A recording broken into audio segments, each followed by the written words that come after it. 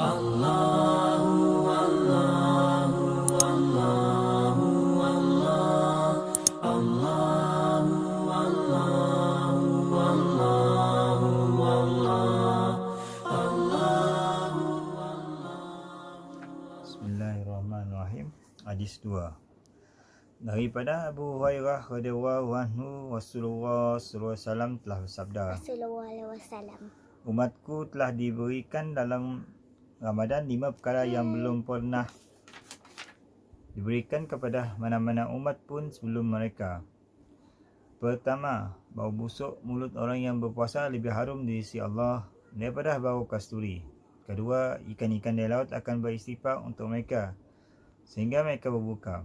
Ketiga, setiap hari Allah Subhanahu Wa Taala akan menghiaskan syurganya dan berkata, telah hampir masanya hamba-hambaku yang soleh akan dilepaskan daripada beban-beban dan mereka akan datang kepadamu. Keempat, dirantaikan syaitan-syaitan yang jahat dalam bulan Ramadan dan mereka tidak akan dapat berbuat sesuatu dalam bulan Ramadan ini seperti mana yang biasa diperbuat oleh mereka pada bulan yang lain. Yang kelima, mereka akan diampunkan pada malam terakhir Ramadan. Rasulullah SAW ditanya, adakah ia Lailatul Qadar? Baginda menjawab, tidak. Namun seorang pekerja akan diberikan ganjarannya apabila dia telah menyelesaikan kerjanya. Keterangan hadis. Dalam hadis ini Rasulullah SAW telah menyatakan 5 keistimewaan yang Allah SWT kurniakan kepada umat ini yang tidak pernah diberikan kepada sesiapa pun yang berpuasa di kalangan umat sebelum mereka. Alangkah baiknya kalau kita dapat menghargai nikmat ini dan berusaha untuk mendapatkan kurniaan-kurniaan yang khusus ini. Keistimewaan pertama ialah bau busuk daripada mulut orang yang berpuasa disebabkan kerana lapar itu lebih disukai oleh Allah SWT daripada kasturi. Terdapat 8 pendapat dalam menghuraikan pernyataan ini. Daripada para pentafsir hadis, saya telah nukilkan kesemua pendapat tersebut secara terperinci dalam Syarah Muwattah. Tetapi pendapat saya sendiri, 3 daripada pendapat itu lebih patut diterima. Pertama, Allah Subhanahu Wa Taala akan mengurniakan pahala dan ganjaran terhadap bau busuk itu di akhirat dengan satu wangian yang lebih hebat dan lebih menyenangkan fikiran daripada kasturi. Pendapat ini adalah jelas dan tidak ada sedikit kesangsian pun. Tambahan pula terdapat riwayat dalam kitab Duri Manthur yang menerangkan pendapat ini dengan jelas. Oleh kerana itu, pendapat inilah yang diterima. Kedua, pada hari kiamat, apabila manusia dibangkitkan dari kubur, tanda mereka yang berpuasa ialah dari mulut mereka akan lahir bauan yang lebih harum daripada bau kasturi. Pada pendapat saya yang serba lemah ini, pendapat ketiga ialah lebih baik daripada kedua-dua pendapat di atas, iaitu di dunia ini lagi bau busuk itu lebih disukai di sisi Allah Subhanahu Wa Taala daripada bau kasturi, dan perkara ini ada kaitannya dengan perasaan cinta. Siapa yang ada hubungan dan mencintai seseorang, bau busuk kekasihnya itu lebih mengasyikkan daripada ribuan wangian. Maksud pernyataan di atas ialah penghampiran yang sempurna daripada orang yang berpuasa sehingga dia menjadi kekasih Allah Subhanahu Wa Taala dan bau busuk mulutnya turut dikasihi. Seorang penyair bermadah, hai Hafiz, kesian, kenapa perlu ke Kutan untuk mengambil kasturi?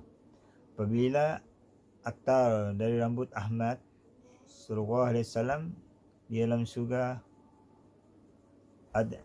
kelak. Puasa ialah salah satu daripada ibadat yang sangat dicintai oleh Allah Subhanahu Wa Taala.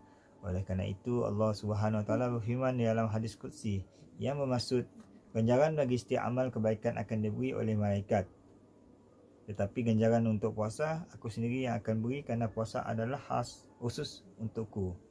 Dilukirkan daripada sesetengah masyaikh di situ dengan lafaz azribah, yakni aku akan berikan diriku sendiri sebagai ganjaran puasa, dan apakah lagi ganjaran yang lebih tinggi daripada mendapat dia yang dikasihi. Diberitakan dalam sebuah hadis bahawa puasa adalah pintu segala ibadat, iaitu puasa akan menjadikan hati bercahaya dan cahaya itu akan menimbulkan kegairahan terhadap setiap ibadat lain.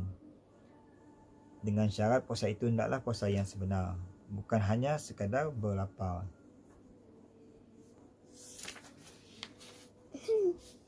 Tetapi berpuasa sambil menjaga segala adab-adabnya yang akan diterangkan secara terperinci dalam hadis ke-9 nanti. Di sini perlu diberi peringatan tentang satu masalah yang penting. Berdasarkan hadis-hadis tentang bau busuk mulut ini, setengah imam telah melarang orang yang sedang berpuasa daripada bersiwak pada waktu petang. Tetapi mazhab Hanafi tetap berpendapat bahawa bersugi adalah sunat pada setiap masa.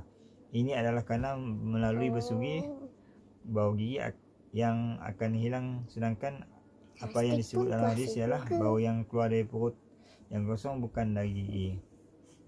Dalil bagi mazhab Hanafi ini dapat ditemui pada bahagian berkenaan. Dalam kitab-kitab fiqh dan hadis, keistimewaan kedua ialah permohonan keampunan oleh ikan-ikan. Pernyataan ini membawa maksud untuk menerangkan banyaknya bilangan pendoa.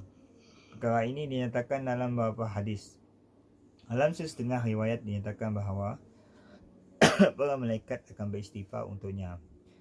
Bapa saudara saya Hazrat Maulana Ilyas radhiyallahu anhu berkata bahawa keistimewaan ikan disebutkan Allah SWT berfirman, Innal ladzina amanu wa amilus solihati yaz'alu lahumul rahmana wudda.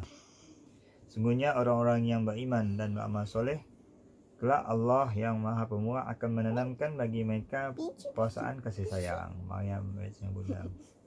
Diberitakan dalam hadis bahawa apabila Allah SWT mengasihi mana-mana hamba, maka dia akan berkata kepada Jibril AS, saya mengasihi si fulan, kamu pun hendaklah mengasihinya. Jibril AS pun mulai mengasihinya dan dia akan mengisytiharkan di langit, si fulan adalah kekasih Allah SWT, maka kamu juga hendaklah mengasihinya. Lalu penduduk langit pun mulai mengasihinya, dan kemudian penerimaan kabar terhadapnya akan disebarkan di muka bumi. Adalah satu perkara lumrah bagi kasih dan sayang, lumrah bahawa kasih dan sayang terhadap seseorang hanya akan dirasakan oleh orang-orang yang sentiasa berada di sisinya. Tapi kasih terhadap seseorang yang soleh begitu umum, sehingga bukan saja daripada orang yang berada di sampingnya, bahkan hewan-hewan yang tinggal di laut dan di sungai pun turut mengasihinya, sehingga mereka pun turut berdoa. Ringkasnya, kasih sayang terhadapnya menjangkau daratan hingga sampai ke lautan, dan ini adalah hak tertinggi dalam cinta. Maka doa daripada hewan di hutan diketahui dengan lebih pasti lagi. Keistimewaan ketiga ialah syurga dihiasi. Perkara ini telah dinyatakan dalam banyak hadis. Dalam setengah riwayat dinyatakan bahawa sejak dari awal tahun lagi syurga telah mula dihiasi untuk Ramadan. Sememangnya menjadi peraturan bahawa sebanyak mana kepentingan terhadap kedatangan seseorang itu, maka sebanyak itulah persediaan untuknya diadakan terlebih dahulu, seperti persediaan yang dijalankan untuk perkahwinan. Keistimewaan keempat ialah penangkapan syaitan-syaitan yang sangat jahat. Antara penangkapan ini, kekuatan dorongan maksiat akan berkurangan disebabkan mencurah-curahnya rahmat, dan biasanya ibadat yang dilakukan dalam bulan Ramadan sudah tentu syaitan akan berusaha sedaya dan sekeras mungkin untuk menyesatkan, sehingga maksiat juga akan bertambah pada bulan ini tanpa had lagi. Namun demikian sebaliknya kita dapat saksikan dan dapat dipastikan secara keseluruhannya ialah pelakuan dosa akan sangat berkurangan. Berapa banyak kaki arak yang tidak lagi minum arak semata-mata kerana bulan Ramadan, dan demikian juga dengan dosa-dosa lain.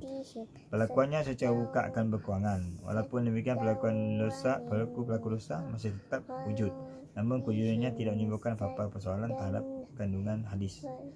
Karena hadis ini menyatakan bahawa syaitan-syaitan yang sangat jahat sangat saja akan dirantaikan. Maka tidaklah heran kalau dosa-dosa itu adalah kesan daripada syaitan yang biasa.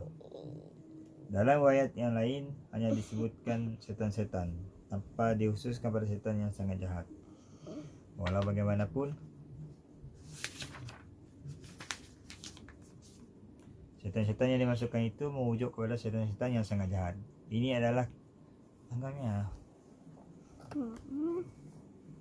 adalah kerana kadang-kadang sesuatu yang disebutkan secara umum di suatu tempat, sedangkan pengkhususan terhadap perkara itu disebut di tempat yang lain pula. Oleh kerana itu tiada lagi apa-apa kemuskilan terhadap hadis tersebut. Sekiranya semua hadis itu membawa maksud bahawa semua syaitan akan dirantaikan, maka keadaan maksiat yang masih juga berlaku tidak sepatutnya mencurigakan kita terhadap hadis tersebut. Ini adalah kerana walaupun secara umum perbuatan maksiat adalah kesan daripada hasutan syaitan, tetapi disebabkan sepanjang tahun kita telah bersama dan bergaul dengan syaitan, maka kesan hasutan yang beracun itu telah sebati dengan diri kita seseorang.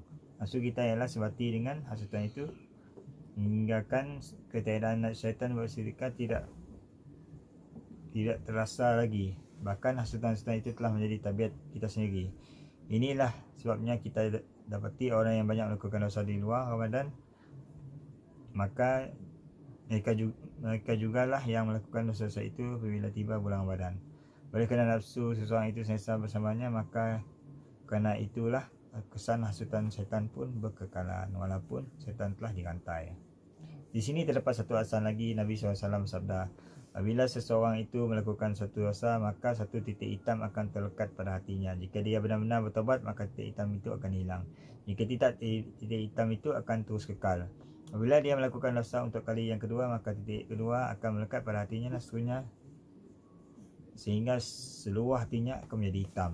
Kemudian perbuatan yang baik tidak lagi masuk ke dalam hatinya. Terhadap perkara inilah Allah SWT telah berfirman dalam Al-Quran, Qalla bal rana ala qulubihim. Sebenarnya ayat-ayat kami itu tidak ada cacatnya, bahkan mata hati mereka telah diselabuti kekotoran dosa. Al-Mutaffifin ayat 14. Dalam keadaan itu hati sendiri akan cenderung ke arah dosa-dosa tersebut.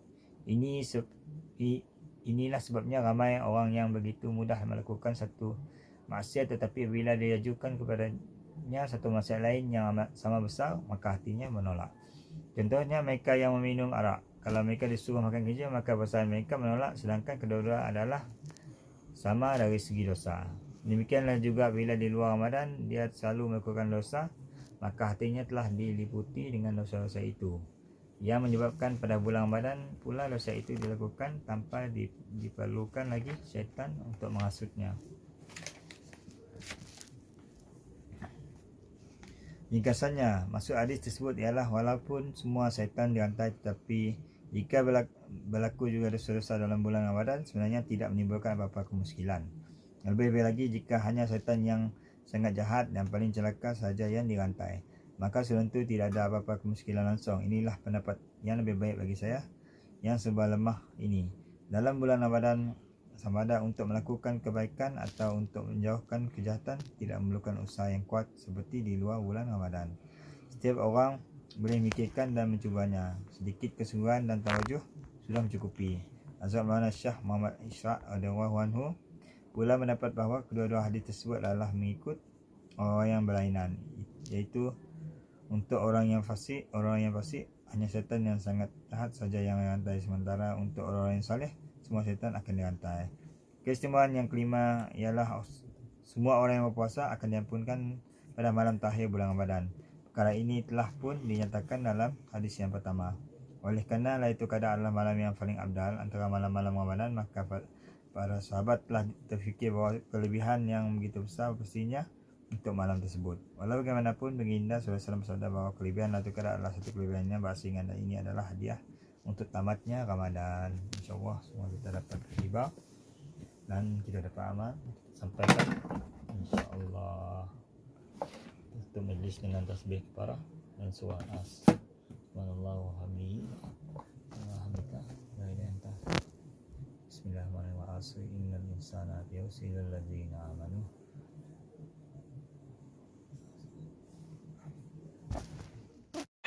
Alhamdulillah.